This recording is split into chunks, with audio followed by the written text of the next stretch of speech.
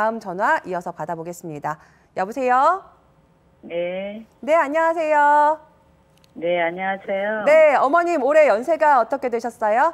72세. 72세, 70대시고 저희 스튜디오에 김욱하 원장님 나와 계시니까요. 불편하신 네. 부분들 얘기해 주세요. 네, 감사합니다. 네, 안녕하세요, 어머님. 네, 안녕하세요. 네, 혹시 반갑습니다. 어디가 아프세요? 저는 허리가 네, 그러니까 40대 후반에 네, 기수급 판정을 받았어요. 근데 그러면서도 일을 하는데 아무 문제 없이 그동안 해왔는데 네, 이제 지금 그냥 조금씩은 한 17, 18년 전에부터는 조금씩 일을 하면 아팠는데 네. 2021년도에 제가 농사 일을 하고 있어요. 네네. 그래서 앉아서 하는 일을 하다가 발을 옮기는데 저도 모르는 사이에 악 하고 허리를 피지를 못하고 무릎까지 코가 닿을 정도로 해가지고는 걷지를 잘 못했어요. 그래서 네, 종합병원에 네. 가서 의뢰를 해서 MRI까지 다 찍었는데 찍고 보니까 4번, 5번, 뭐 3번, 4번 다 안 좋다고 하면서 네네네. 양쪽이 다 그런데 아픈 쪽은 보다 안 아픈 쪽이 더 나쁘다 그러더라고요. 예, 그럴 수도 그래서 있습니다. 근데 이제 네. 그 증세가 이 바깥쪽으로 허벅다리를 꼬집는 것 같이 아팠어요. 그러면서 네네네. 그래서 거기서 이제 수술을 하든지 시술을 하든지 이제 수술 선생님한테 한번 상담을 했는데 네, MRI 찍으라 그러면서 너무 연령에 너무 아깝다고 네, 그러면서 이제 시술 약물 치료를 하는 데를 연결해 주시더라고요. 그래서 네네. 거기서 MRI 찍고 본 결과 이제 그렇게 나왔었는데 수술을 제가 할 수 없는 상황이라 네. 약물 치료하고 주사요법 3번 맞고는 허리가 바로 이렇게 옆구리 이렇게 휘었던 허리가 똑바로 지금은 돼 있어요. 네네네. 그래갖고 지금 한 3년 한 4개월 정도 약을 먹고 있는데 네. 하루 3번을 먹었었는데 제가 한 5, 6개월 전서부터는 일도 덜하고 그래서 아침 저녁 2번만 먹어요. 네네. 근데 어쩌다 제가 약을 한 번씩 이제 끊어보면 네. 한 번 시도하다가 끊어봤어요. 네. 그랬더니 허벅다리가 약간씩 꼬집는 증세가 와요. 지금 2번씩 먹고 있는데. 근데 네네네. 반대쪽이 더 옆구리가 일을 안 네네네. 하면. 그러니까 그쪽이 더 지금 또 나빠진. 근데 꼬집는 형이 오는 거는 항상 오는 거는 왼쪽 먼저 주사 맞았던 쪽이고. 어머님 그럼 그래서 지금 제가 요즘은 약을 어쨌든 간에 계속 드시고 계시다는 말씀이시잖아요. 네, 근데 이 약을 네. 먹는데 이렇게 먹어도 괜찮은지 예. 그러니까요. 그쪽 걱정이고. 그렇죠. 그게 이제 결국 척추 치료를 하는 게 물론 이제 약물 치료라는 게 1단계 기본적인 치료이긴 하지만 약을 이렇게 너무 장기간 복용하게 되면 이제 부작용을 피할래야 피하지 못하는 그런 상황이 생길 수가 있거든요. 요즘은 그래서 소화가 많이 안 돼요. 네네 결국은 척추 치료를 함에 있어서 제일 중요한 건 이런저런 방법을 동원해서 이제 약조차도 드시지 않으면서도 이제 증상이 없이 지내는 게 가장 이제 중요할 것 같은데요. 그렇죠. 어머님이 이제 지금 제가 생각할 때는 이제 척추 질환이라는 게 조금씩은 이제 나빠지게 마련인데 네. 약을 끊는 게 중요할 것 같거든요. 그러기 위한 이제 여러 가지 방법들을 좀 동원을 해야 되겠는데요. 그래서 뭐 예를 들어서 이제 주사 치료를 한번 했을 때 몇 개월씩 약을 막 드시지 않고도 증상이 좋아진다. 이제 그러면 주사 치료를 거듭하면 되는데 몇 달마다요. 이제 그게 이제 상황을 파악해야 될 것 같아요, 어머님. 그래서 지금 이제 한 3년 정도 시간이 지난 것 같은데요.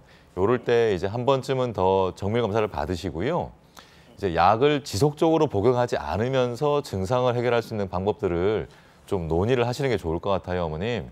그래서 약물로 인한 부작용도 피하고 증상도 없이 그렇게 지내시면 좋겠거든요. 그래서 이전 영상 자료를 좀 챙기시고요, 어머님.